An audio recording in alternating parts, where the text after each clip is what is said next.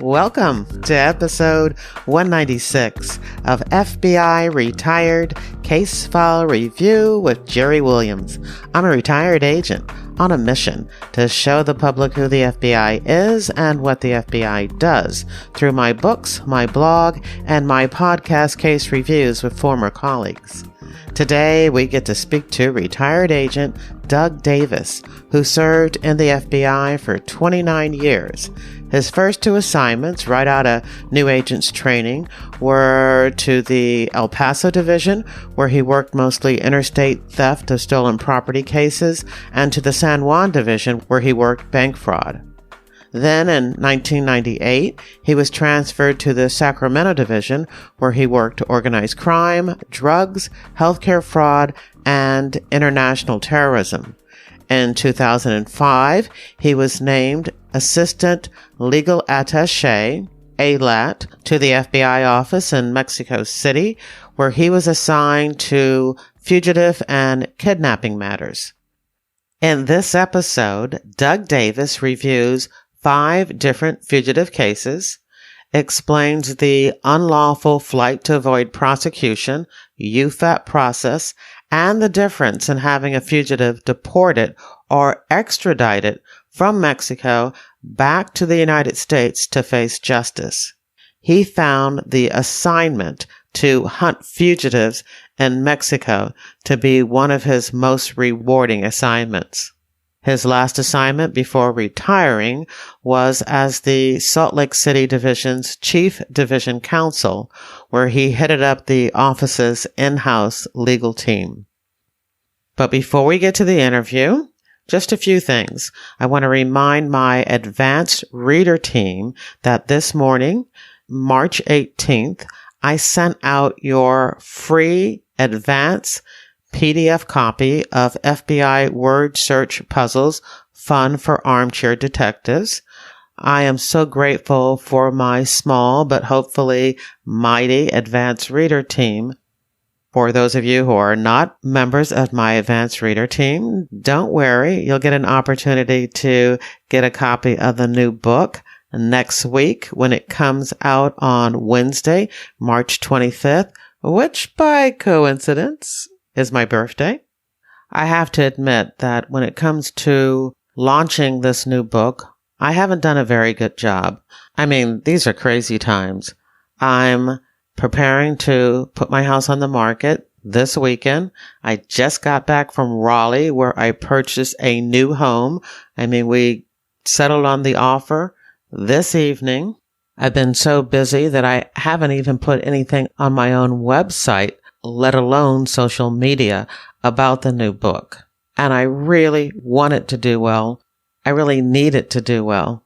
It's a search word book. It's print only, $9.99. I wrote it with my son.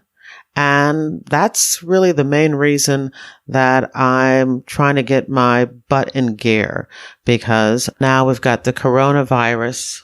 My son, like so many people in the country today, is out of work. He worked for an event planning company. And as you know, especially in the Seattle area where he worked, there are no events. So he's hurting. We've got this book that we wrote together, and I really want it to do well.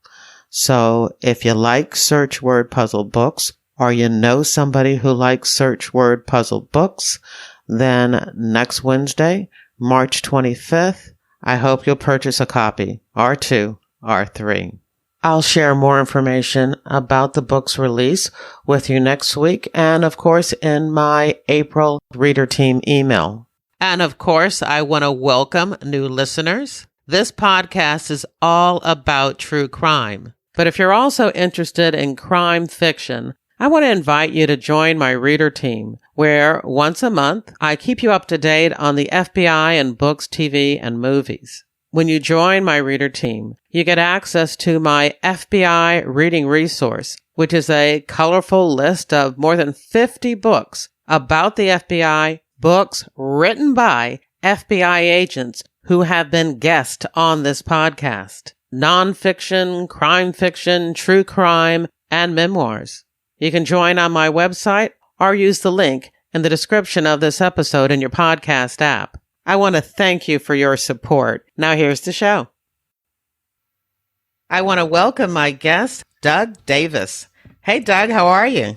I'm very good, thanks. I want to make sure that I give producer credit to Penny O'Terry, who was the person who told me about you and thought that you would make an excellent guest on FBI Retired Case File Review. I've known Penny since we were freshmen in college. She just loves to talk to me about this stuff. So she said, you ought to do that. So thank you, Penny.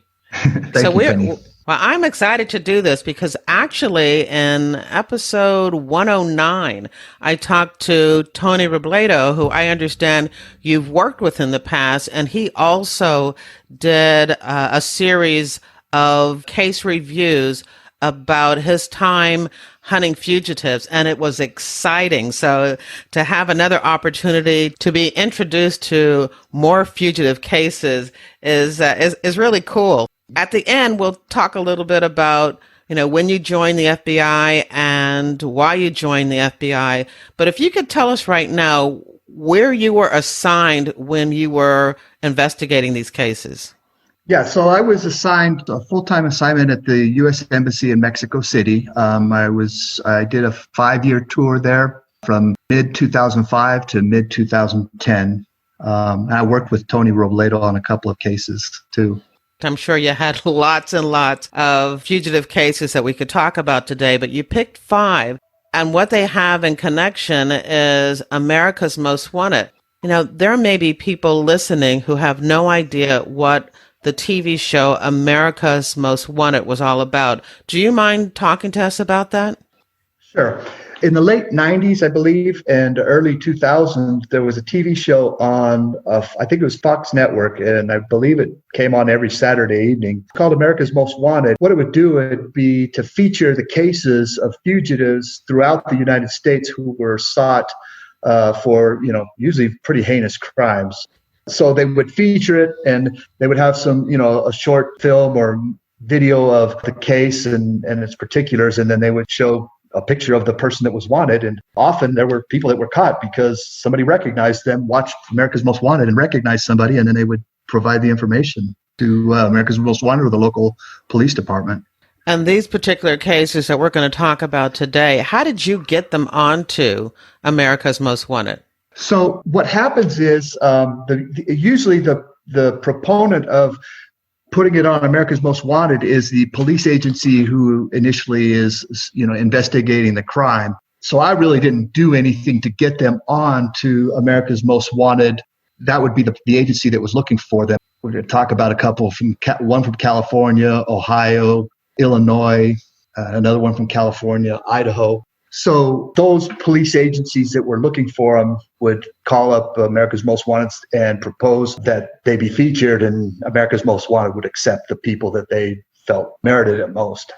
Well, I guess then the one thing that we probably should do is to talk about that, exactly how the FBI and you in particular came to be looking for these fugitives. Yeah, exactly. When I talk about that, I also go into deportation from Mexico versus extradition and what that entails, because that plays a role in my explanation of the different cases. So what would normally happen is the local agency would investigate a case. They would get an arrest warrant for whomever, and then they would go looking for the subject of that arrest warrant.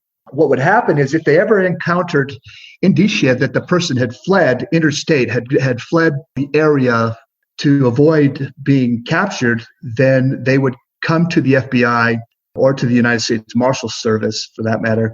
It was a federal crime to flee to avoid prosecution. So it became a federal offense, and therefore that's how the FBI obtained jurisdiction, is when there was probable cause to believe they had left the area to avoid prosecution, then we would open a case and pursue them, go looking for them. If they fled to a foreign country, then we would use our relationship with that country to try and pursue them there.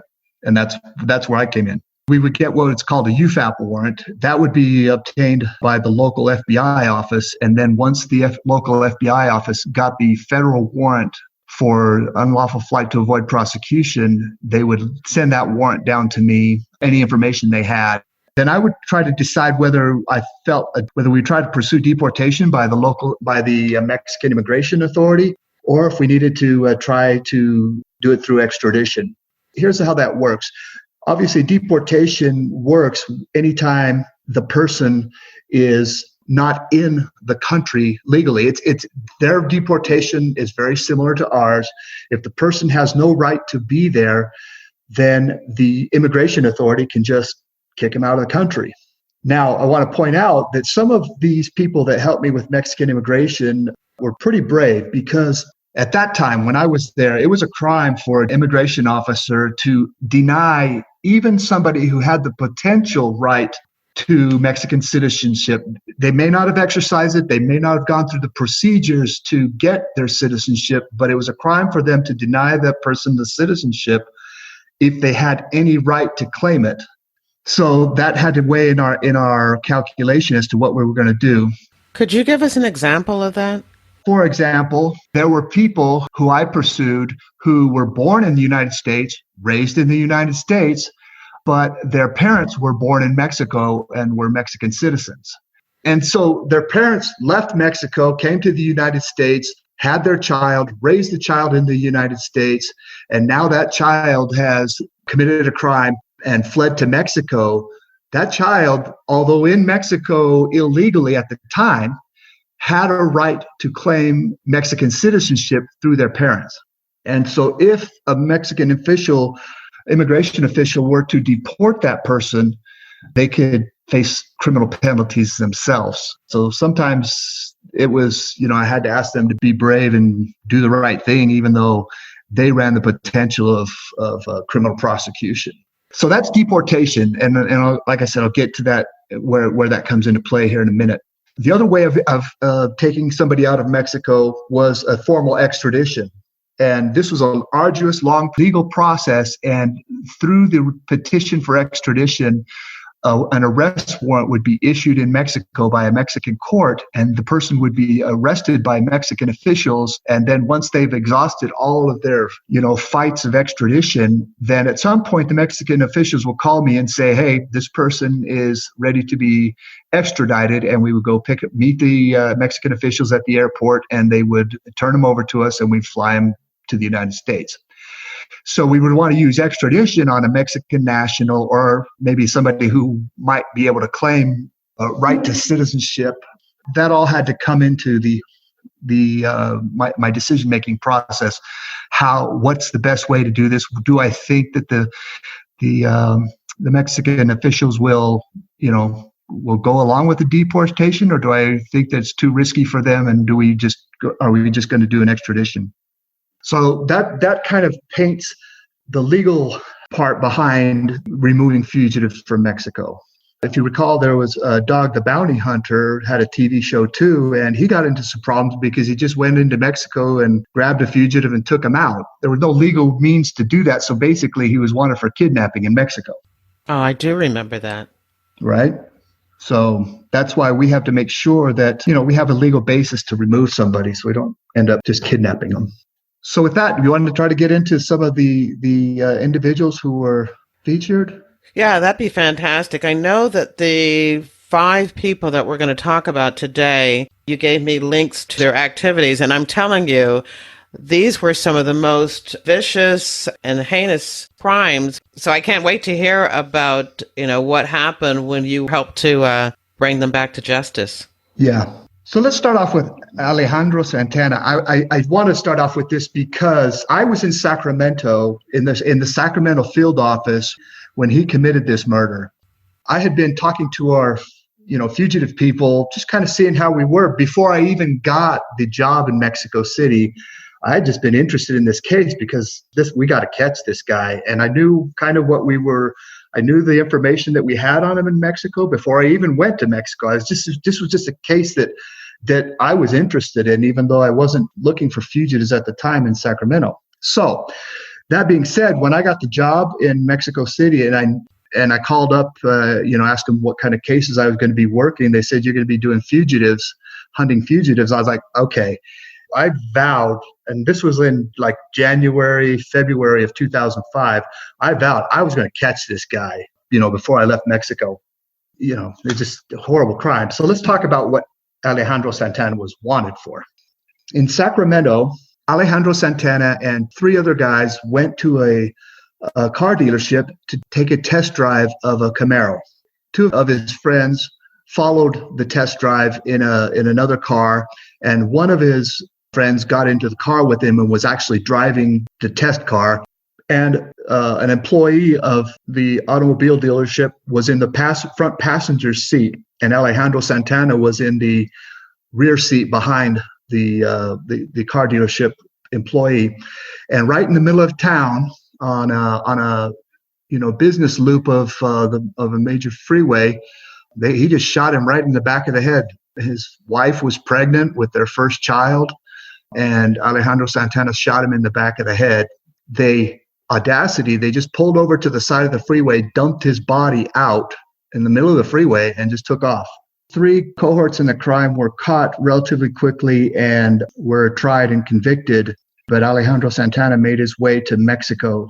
We had information he was in Mexico City. We had information that he was cutting hair in Mexico City. And so what I had to do was I had somebody that would help me with investigations, kind of like the analogy would be a private investigator here, just basically a private investigator. And I had that investigator go to all. But this is somebody in Mexico who is like a Mexican citizen who would be considered, like I said, private investigator, because we're not allowed to conduct investigations. So if the police aren't doing it, I've got to find another way. And I couldn't ask the Mexican police to do what I asked this guy to do, because it would eat up too much of their resources. So anyways, I asked this guy to go to all of the hair salons in a certain area in Mexico City. It's kind of a big area too, actually. And Mexico City is a city, at that time was a city of 26 million people. So, it's very dense. And this investigator came back and said, I can't find him. And so I double checked with our Sacramento field office. I said, is your information good? Is your information still good? And they said, yes. They checked with the person that was providing the information. They said, yeah, that information is still good. And so I told her, I sent him back a couple of times and said, you go find this guy. Finally, they came back to me and said, there is this one guy that maybe could be our guy. It's possible. So we kind of went and actually had somebody get their haircut by this guy. By the time they were done, they're kind of like, yeah, I think that's the guy. He had lost 50 pounds. So he looked a lot different than his wanted poster. Was he going by the same name? No. He had assumed an identity of a Mexican national, which comes into play. Remember, I told you it was a crime to deport somebody who had right to Mexican citizenship. He had assumed the identity of somebody who was born in Mexico. But Alejandro was an American citizen. Yes, okay. He was an American citizen completely, but the identity assumed was a Mexican national. And so that came into play because I arranged for this to be a deportation. And we kind of got into the immigration office, and the guy goes, I'm not sure this is your guy. I'm not sure. Because he was looking at the guy we had in custody, and he was looking at the wanted poster, and he could kind of see some similarities. But the guy that was in front of him, like I said, was about 50 pounds lighter. And he's like, he's the right height, but man, I'm not sure that's the guy. And it was kind of funny because the thing that convinced the Mexican immigration official, he was wearing the same necklace chain. He had it on him that he had in his wanted poster. Convenient. And, I don't know what sentimental value that had for him, why he would keep it all these years and why he would wear it. But that was the deal that the immigration goes, he's wearing the same necklace. Put him on the plane. He's going. What about fingerprints? Well, we didn't have any fingerprints. We didn't have Mexico still. I was working on getting Mexico lined up with our fingerprint, our AFIS. But at this time, they didn't have that ability. And so the only thing we could do is we would have to take prints and send him to the FBI for analysis, and we'd have to be waiting. And that presents a problem. Another thing that I need to mention with a deportation, it has to happen once you grab the person, you need to get them out of the country PDQ. You need to get them on a plane and out of the country pretty darn quick, because if anybody there with them, they can go file a request for a judicial review of the deportation. And they can ask a judge, hey, we just want you to make sure that this deportation is legal.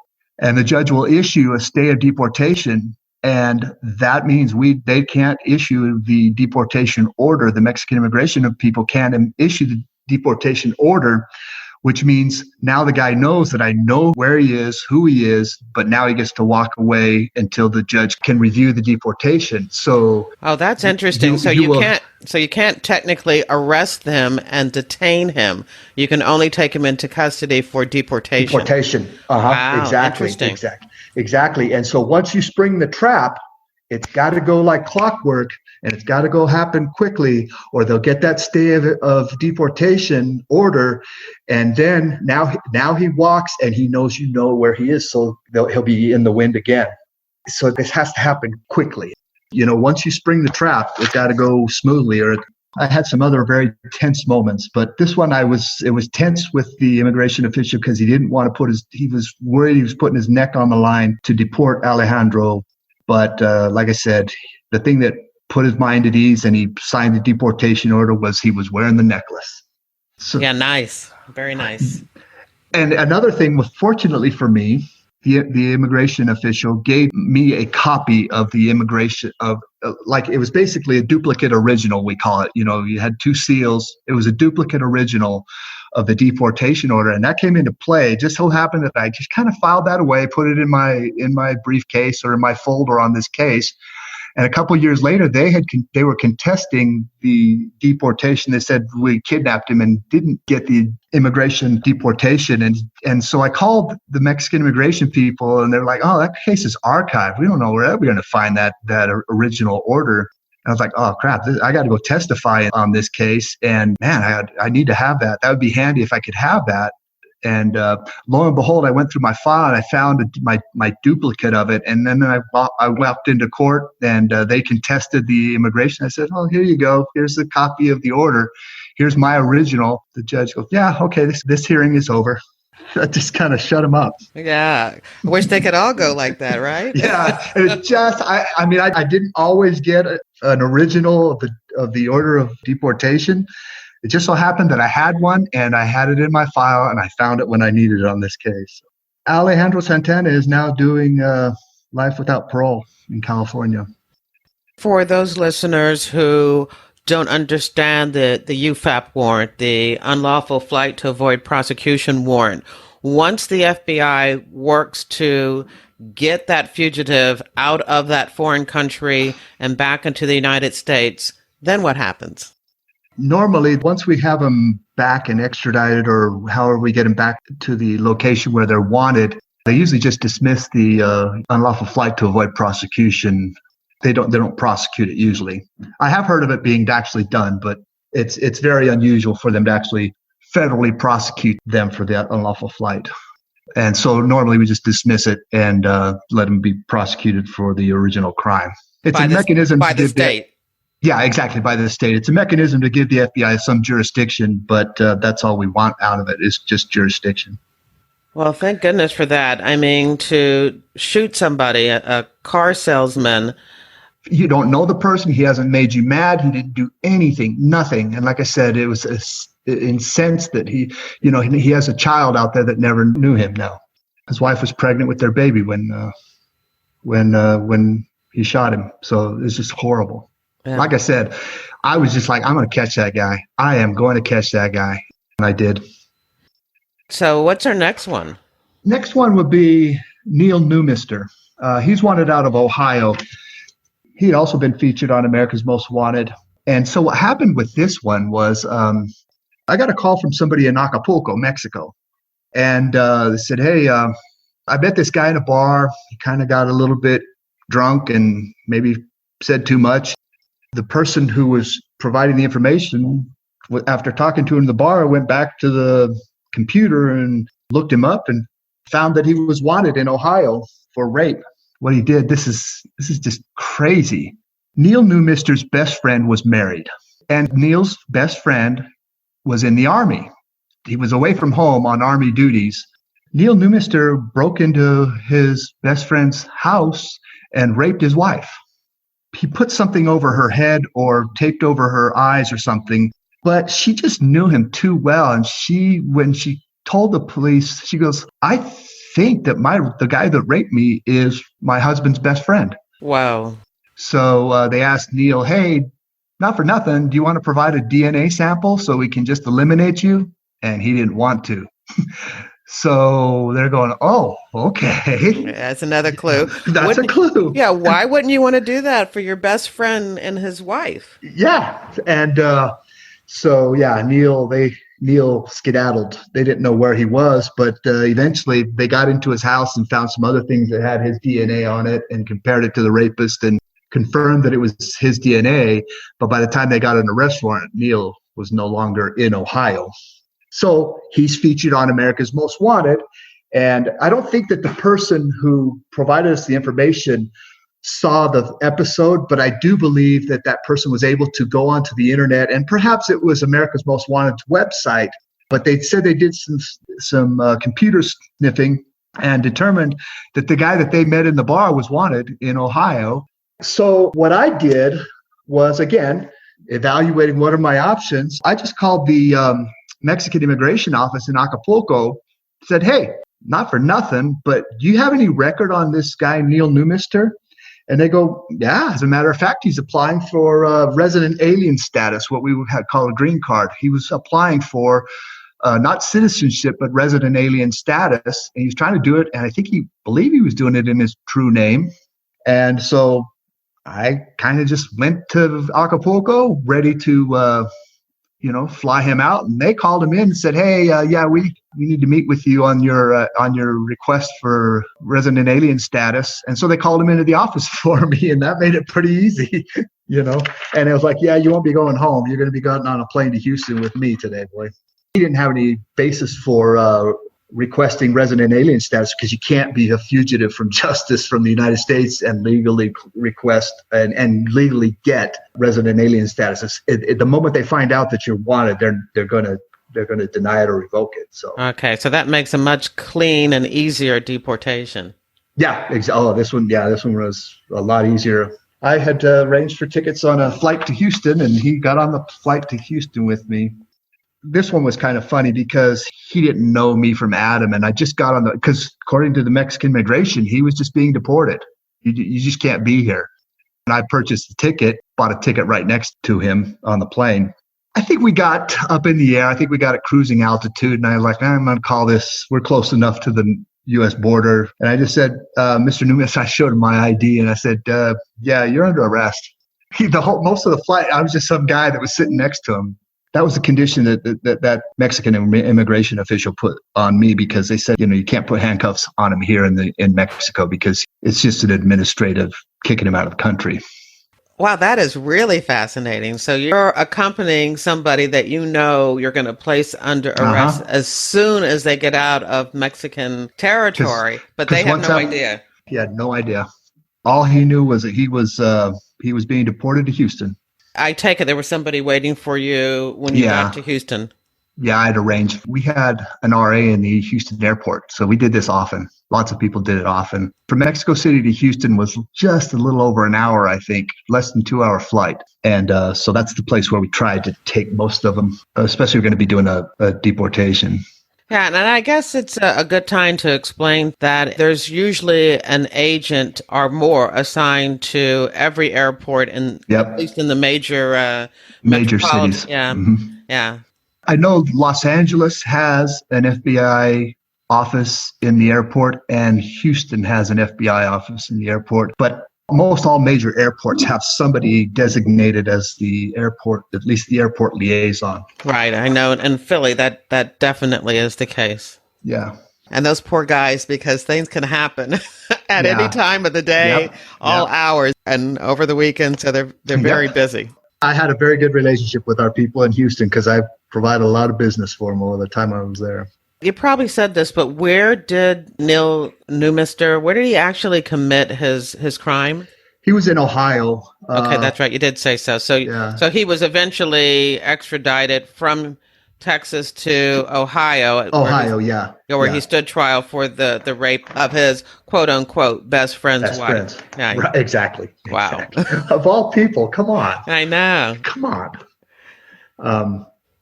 And I think I was reading in the newspaper article that he volunteered to take care of her after the rape.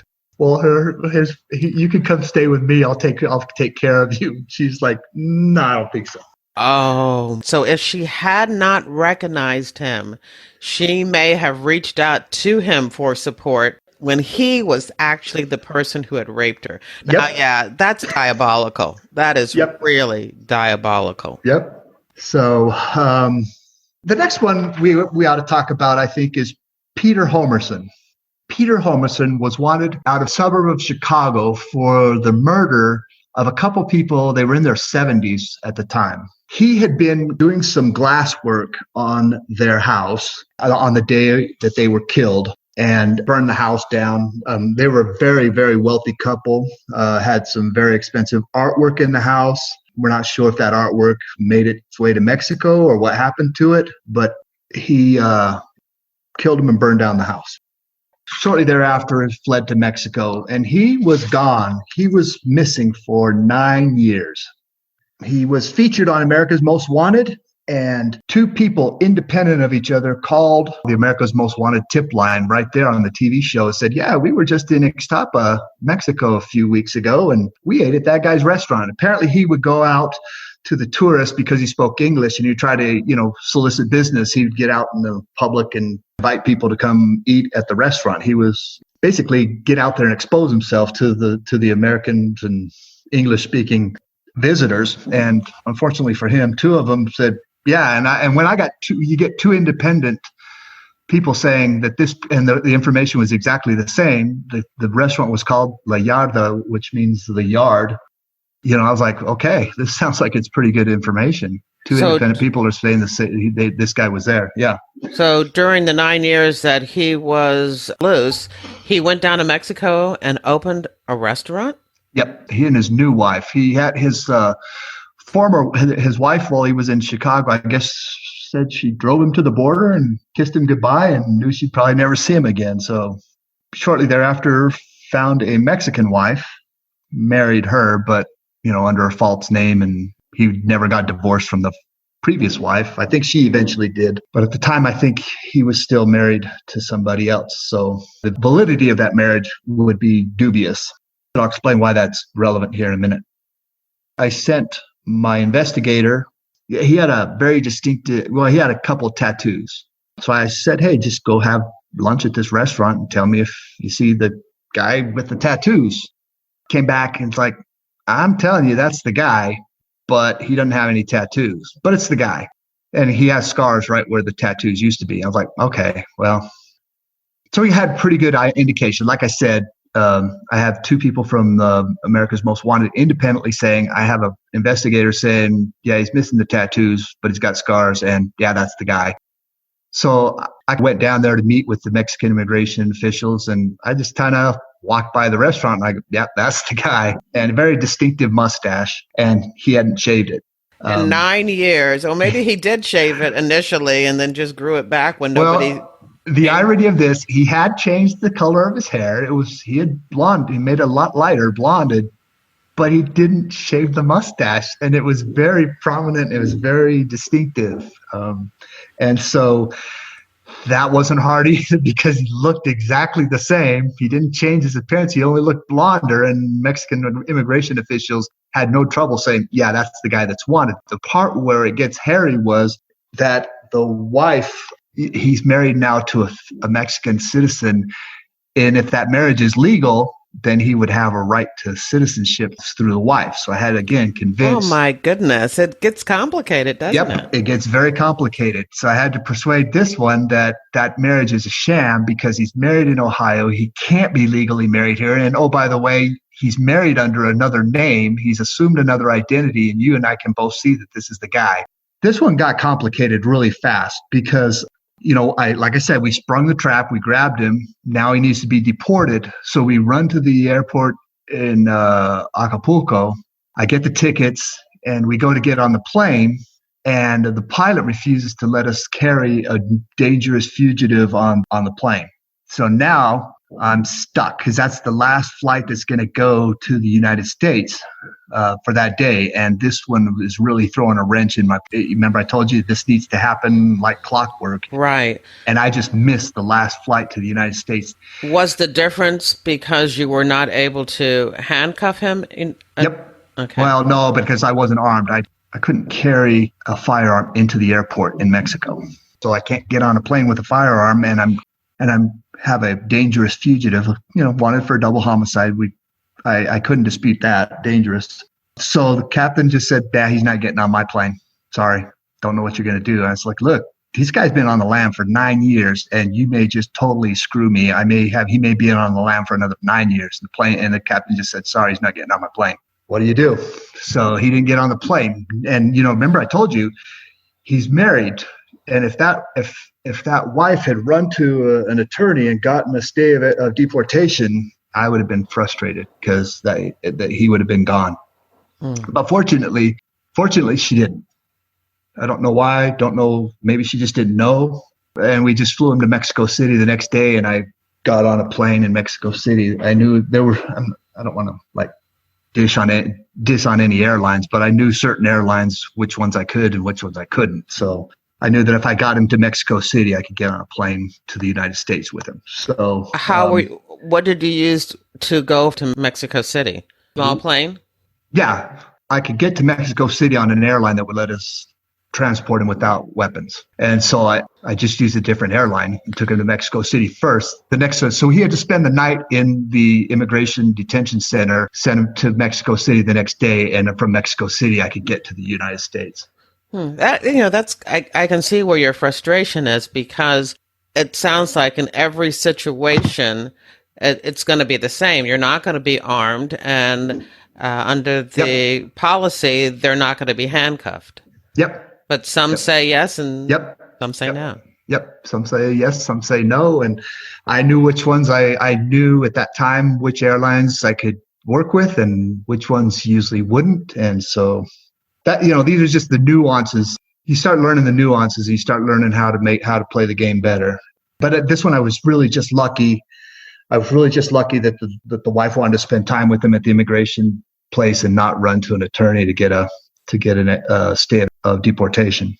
So Peter Homerson is still doing time in prison. In some of the news articles, I saw that he got his conviction overturned, but then it was reaffirmed. He got an appeals court to overturn the conviction, but then a higher court reinstated the conviction. So, do you remember what reason they overturned it initially?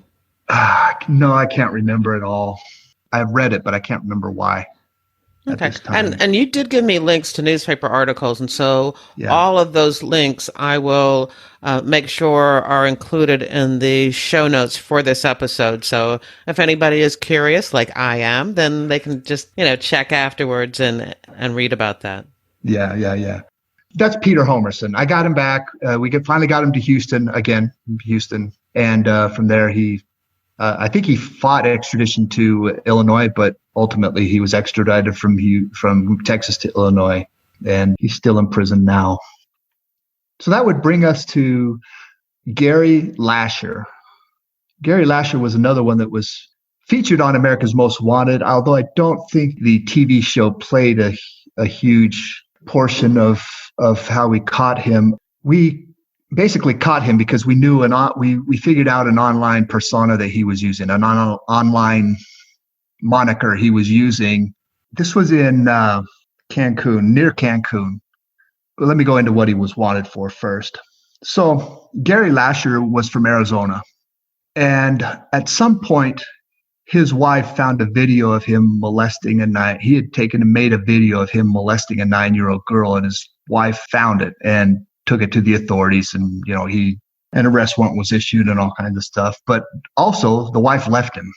my daughter's not going to live in the same house. I think they had a small child, and I believe it was a daughter. I don't believe it was the girl that he was filmed and molesting.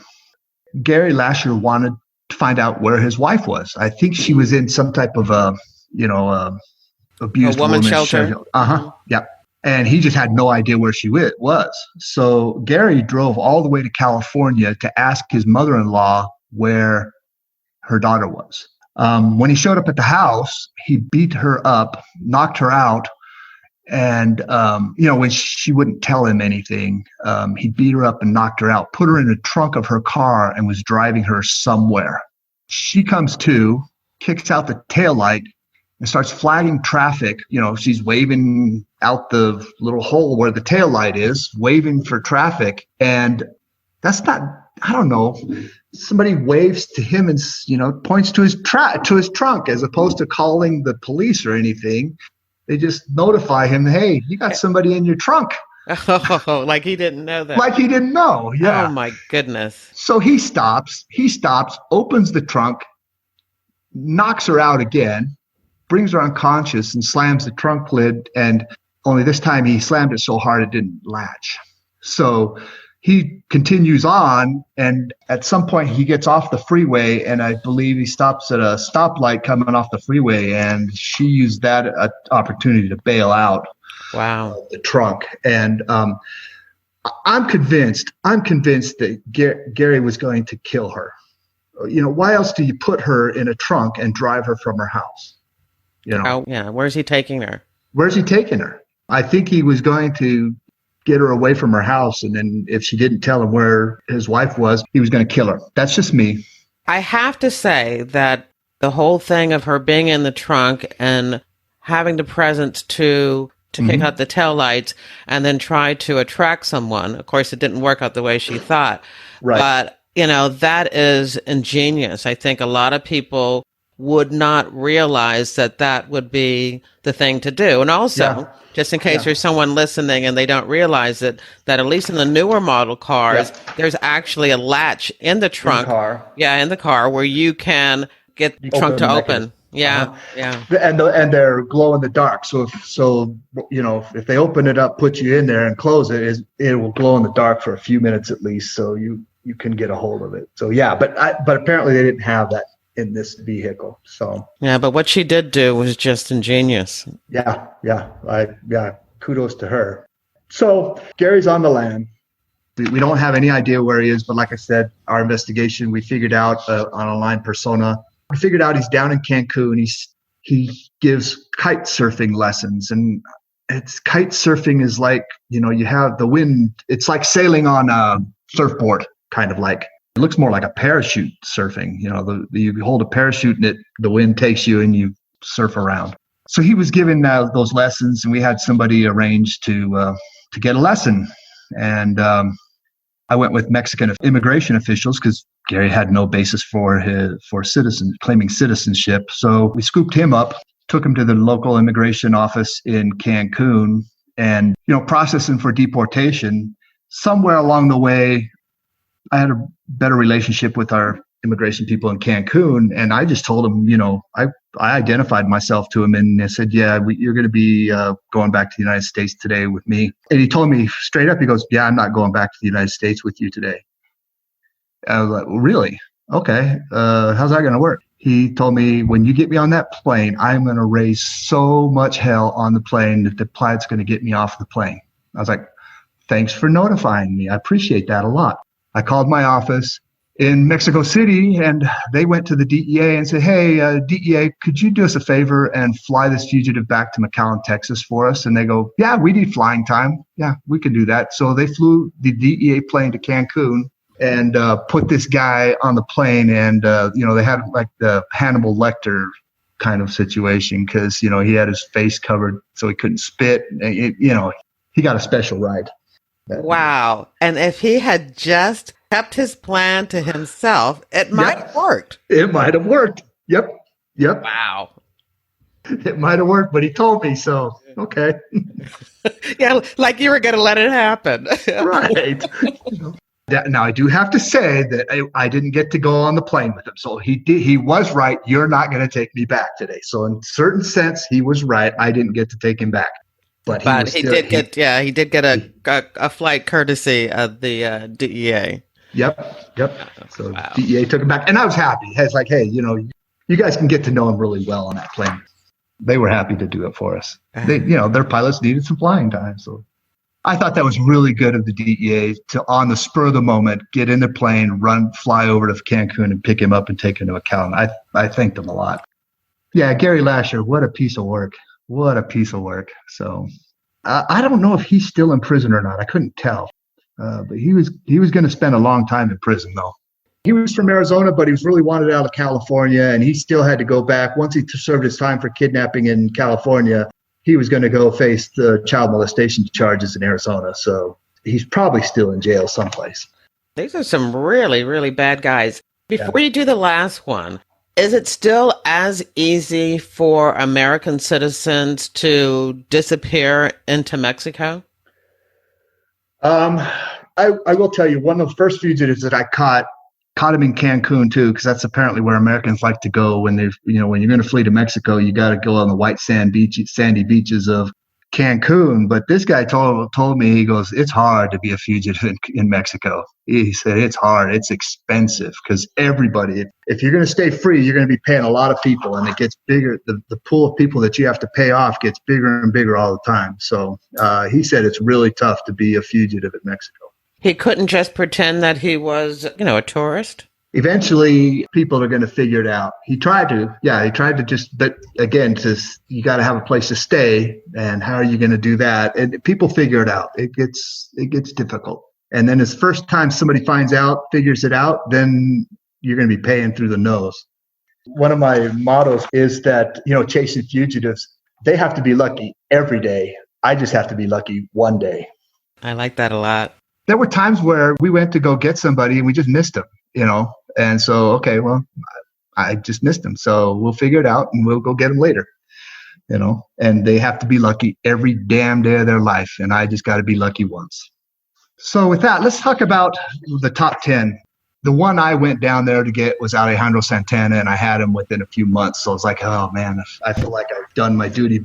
But I had a top 10 fugitive that was supposed to be in one of my areas, and I kind of wanted to catch the top 10er. He was wanted for a triple homicide. He killed his girlfriend / drug dealing partner and her 2 children, execution style. Okay, they were little kids. I think they were 5 and under, the 2 kids, and he just shot them all 3. And he was a fugitive for many, many years. Like I said, he spent a lot of time on our top 10 most wanted. And this is who? Did you tell us his name? Jorge Alberto Lopez. He was wanted out of Ohio for triple homicide. This one, this is one of those things where you can work and work and work and work and come up with all kinds of ways. You try to be imaginative. You try to, did we just miss him? Are we doing something wrong? Are we, you evaluating? And I was looking for this guy the whole time I was there. Just always second guessing, trying to figure out what I can do. And it's just one of those things where it just falls in your lap. So he was top 10 most wanted.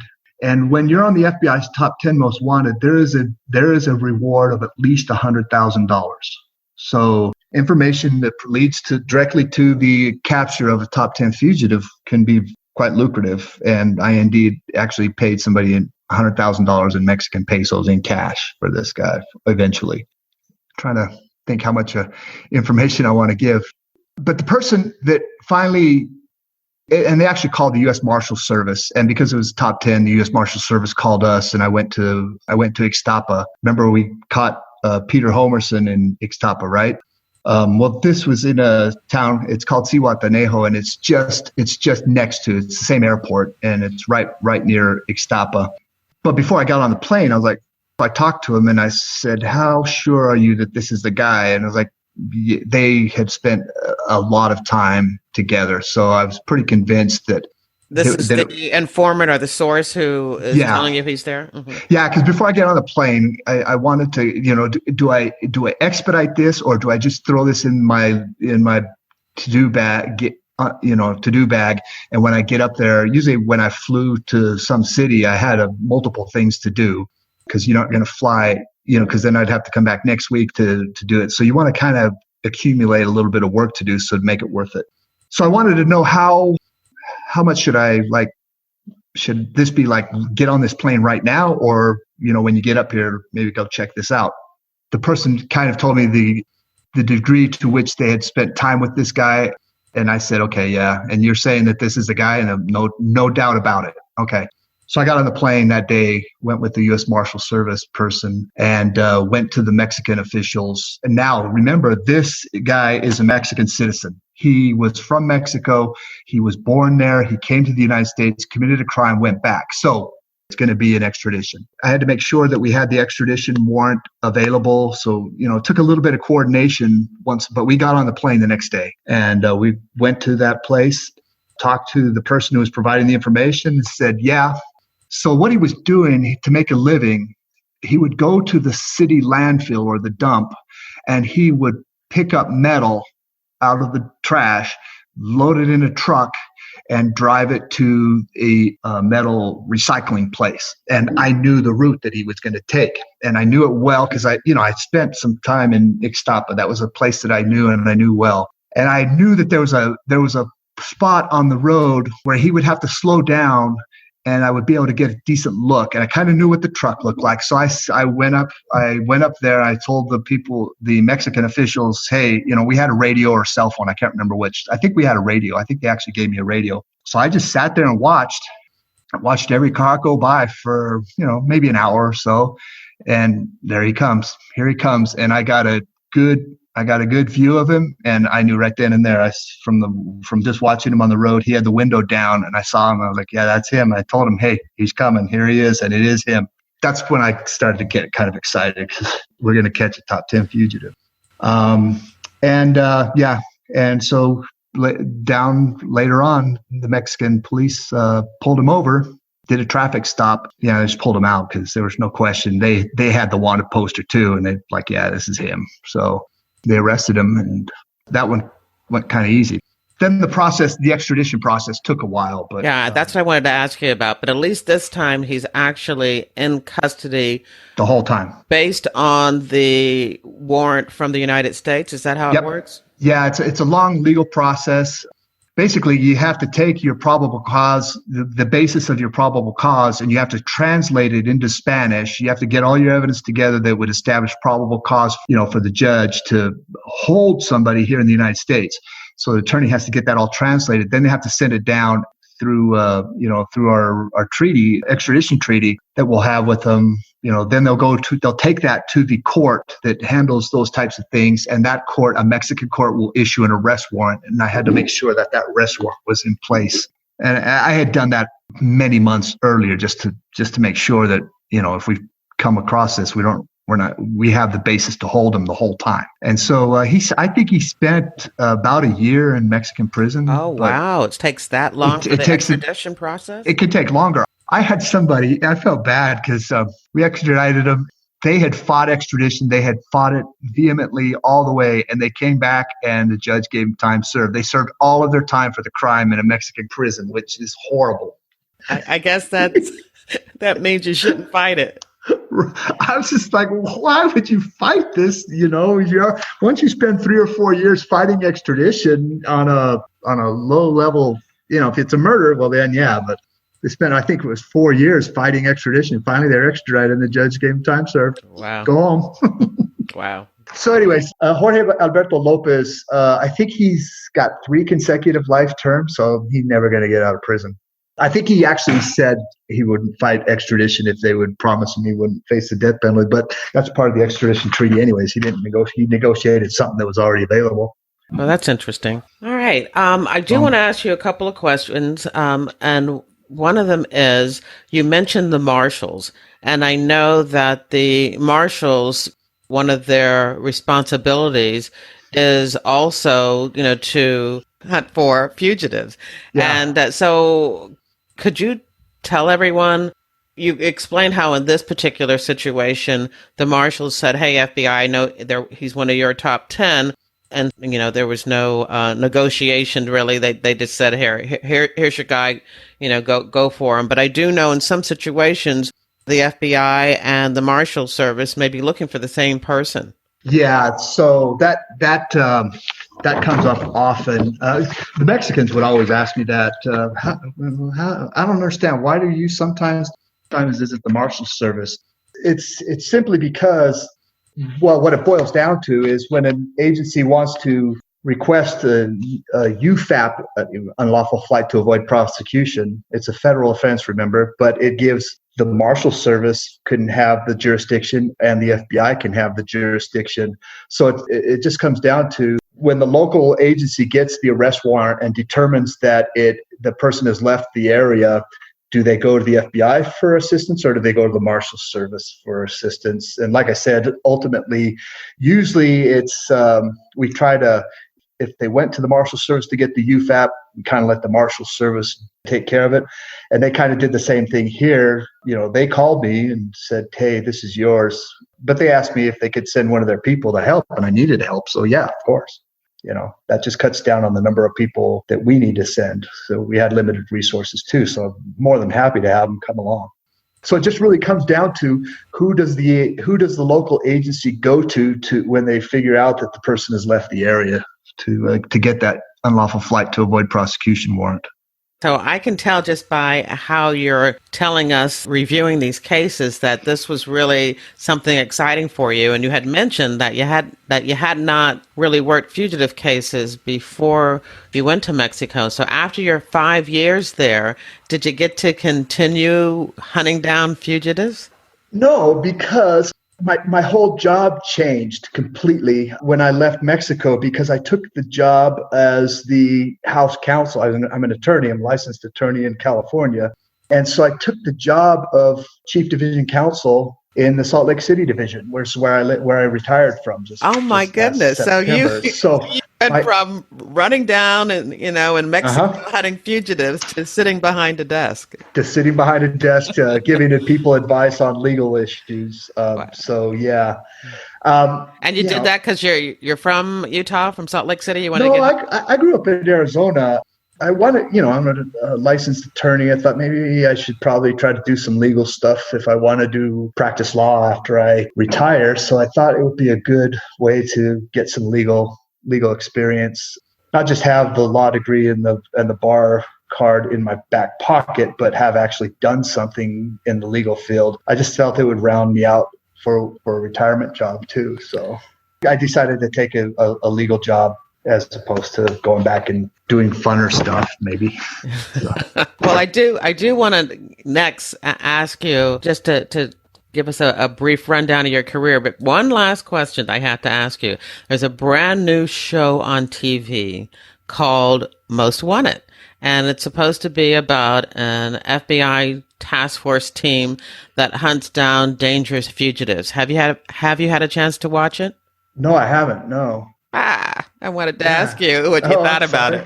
I'm sorry. Maybe I forgot to do that. Yeah. No, I didn't ask you. I didn't ask you ahead of time. Oh, okay. But it would have been interesting. I did watch one episode, the very first, the pilot, and decided not to watch it again because it was supposed to be a fugitive task force, and every member of the task force was an FBI agent.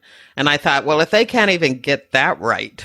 Yeah. It just was the strangest case, and I thought, well, the attention to detail on this is lacking, so I didn't watch another episode. So, because you mentioned the passion, I played football in college, and I can tell you that when we caught somebody, especially when we're talking about the time-sensitive issues with the deportation, I got adrenaline rushes that unbelievable, and there were times where I didn't eat all day until we made it to the United States, and then I just got a release of stress because I had my game face on when this happened. It brought you back to your football days, that same type of rush? That same type of adrenaline rush, and it really, really was. It was absolutely an adrenaline rush. I like fishing too, so there was a guy that we were gonna. He's wanted in Puerto Vallarta. He had gone on his name was Thomas Graziano. It's a case in the in New York. So this is all out in public domain. So Thomas Graziano was wanted. He was in a high-speed chase in New York, upstate New York. He was out on bond, and the judge told him, if you run, I'm going to give you 10 years. And Thomas Graziano ran. He went to Puerto Vallarta. And so the bail bonds company, I had worked with the bail bonds company and some other issues, and they just said, hey, if you're ever in Puerto Vallarta, we got a guy that we're looking for there. We think he's there. And so I was like, okay, yeah, whatever. Maybe we'll get to it or something. But I went to Puerto Vallarta on another murder, looking for another murder fugitive, not for a high-speed chase guy. But I got on a plane. I got there. I left like at 6 a.m. We got there by 8. By 10 o'clock, my leads on that murder suspect were done. And like I couldn't leave until the next day. So I was stuck. I was going to be in Puerto Vallarta the whole day. So I called my people up in New York and said, hey, I'm in Puerto Vallarta and I don't have anything to do. And so it worked out that I ended up catching this guy that was wanted, Thomas Graziano. Really? Yeah. And so I was like, I didn't come for the big fish, but I'm going to take the fish I caught. Here's the deal. So I went to the Mexican immigration people and I said, hey, you got any information on this guy? And he too was applying for resident alien status. He had a sponsor, somebody that worked with immigration. He had a sponsor that was trying to work all the paperwork to get Thomas Graziano his resident alien status. And we just called him, and they called him and said, where's your client right now? We caught Thomas Graziano. He was going to go fishing. He was going to go deep sea fishing. We caught Thomas Graziano coming out of a convenience store with 4 quarts of beer and 2 bags in each hand. He was wearing swim shorts and flip-flops. And the Mexican immigration nabbed him, and we took him to the airport in shorts and flip-flops. You ruined his day. We ruined his whole day. He was going deep sea fishing, and he didn't make it. I got on a plane from Puerto Vallarta to Newark, New Jersey, and we were flying into a blizzard. We were hoping to get there before the blizzard got there. We had to actually buy Thomas Graziano a T-shirt in the Cancun airport. No, in the Puerto Vallarta airport. We had to buy him a T-shirt because he had to have a shirt on, or the airline wouldn't let him get on the plane. So we literally bought him a T-shirt and got him on that plane, swim trunks and flip-flops, and flew him to New Jersey. And remember, this is one of those that just being deported, so he doesn't get to know that the FBI is with him. I'm sitting next to him, and I go, and I'm just some dude on the plane for him. And I pull out my FBI credentials and I tell him, Thomas, I'm Doug Davis with the FBI. You're under arrest. Give me your hands. And I put flex cuffs on his hands.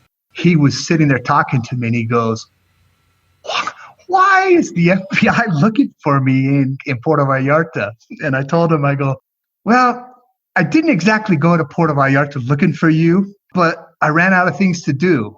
And so yeah, you're the fish I'm going to catch. And he was looking at me and he goes, so I'm going to do 10 years in prison because you were bored? And I go, yeah, you're going to do 10 years in prison because I was bored. And he looked at me, he goes, why do you do that? And he's thinking I'm changing the subject. And I go, do you like fishing? And he goes, oh, yeah, I love it. I knew he was going on a deep sea fishing trip. I knew he liked fishing. He started talking about how it's an adrenaline rush. And he's like, you get the fish on the line and it's a fight and it's going to be, and he says, just a outpour of adrenaline in my body. He goes, it's so fun. Then he looks at me and I go, I like fishing too. And that's when he realized I was talking about him. He was my fish. That is so cool. Yeah. Then he goes, oh, man. Ernest Hemingway, in a short story, it's a short story, and it's fictional, so there's nothing more to it than that. But nevertheless, the thought, even though it's part of a fictional story, this is so true to me. It is so true. And it goes like this. There is no hunting like the hunting of men. And those who have hunted armed men long enough and liked it never care for anything else thereafter. And that's kind of like, to me, I live in Utah now. Hunting's a big thing, but just going and killing an animal is like, why? It's funner to hunt men. There's no excitement in just going and shooting something that can't shoot back, Doug Davis, fugitive hunter. All right, Doug. So now you got to tell us a little bit more about yourself. So, if you could take just a few minutes and tell us when you joined the FBI and why you joined the FBI. I joined the FBI in, my EOD, enter on duty date was March 19th, 1990. First day of new agents training. Why did I join? Well, there are two reasons. There's two reasons to this. I have a cousin who married a guy who became an FBI agent. And so I always knew this guy was an FBI agent, kind of cool. I was young. I thought that was kind of neat, but whatever. That's kind of cool.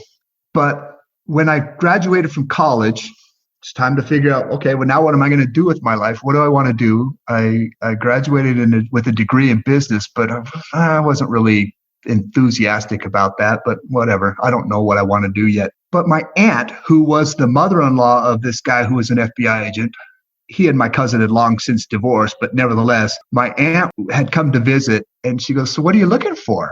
And I said, "I don't know. I don't want to be in an office all the time, but I don't want to be out and about all the time. I kind of want a kind of balance between office time and being out in the streets." She goes, "You should think about being an FBI agent." So that's one thing that that kind of pushed me to it. And the other thing was that doing something to make things better, to protect people, to protect those who can't protect themselves kind of situation. That was very appealing to me. More so than anything else, just that would be cool to do things to protect people that can't do it for themselves. So when did you go to law school? Yeah, I went to law school as an FBI agent. That was extremely hard. Oh, wow. I don't know if I know people who've gotten their PhD when they were agents, but I don't know if I've known anybody who. Yeah, I kind of had people tell me that that was something that was unbelievably difficult. Unbelievably difficult. When I was doing it, they were asking me about it, and they said, "Yeah, I think I might be interested in doing that sometime." And I said, "You better be more committed than that. You better be more committed than that." I said, "You have to need that law degree like you need to breathe."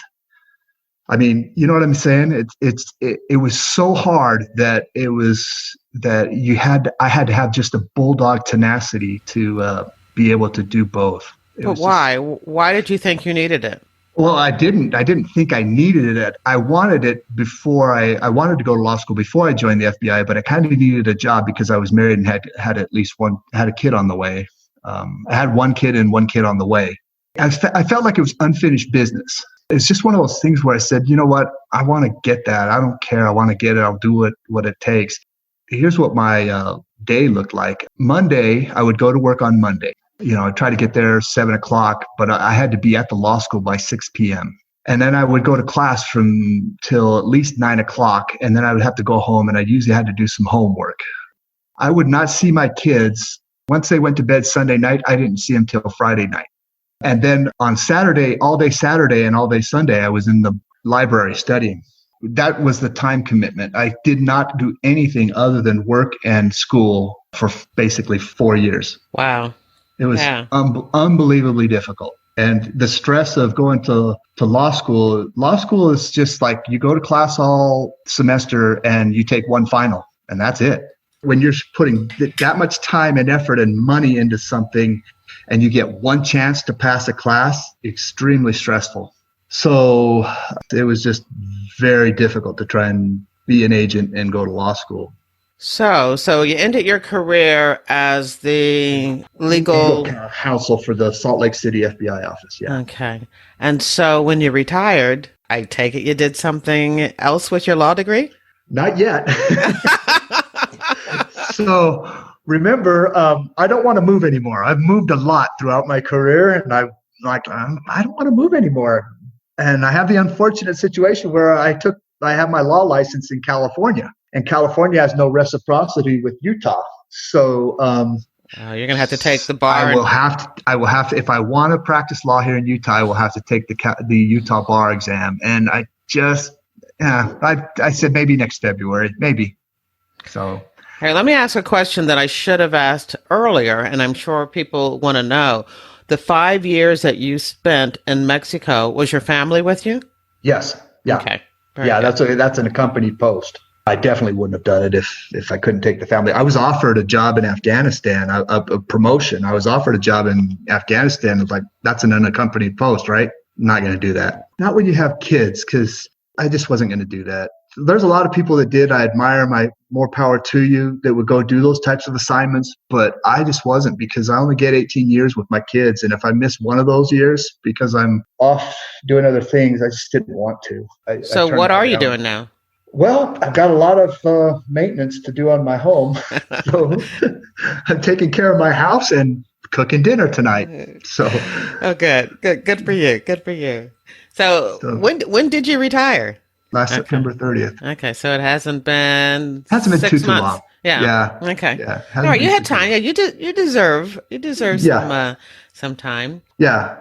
Exactly. So am I going to go take the Utah bar? Probably not this July, but I might consider it next February. Because you're not fugitive hunting anymore, I take it you miss it. Have you found anything that would replace it? I have not done anything that I enjoyed so much as that. Yeah, so we're at the very end, and what I like to do is to give my guest the last word. One of the most rewarding times in my life, in my career, was hunting fugitives in Mexico. There is no hunting like the hunting of men.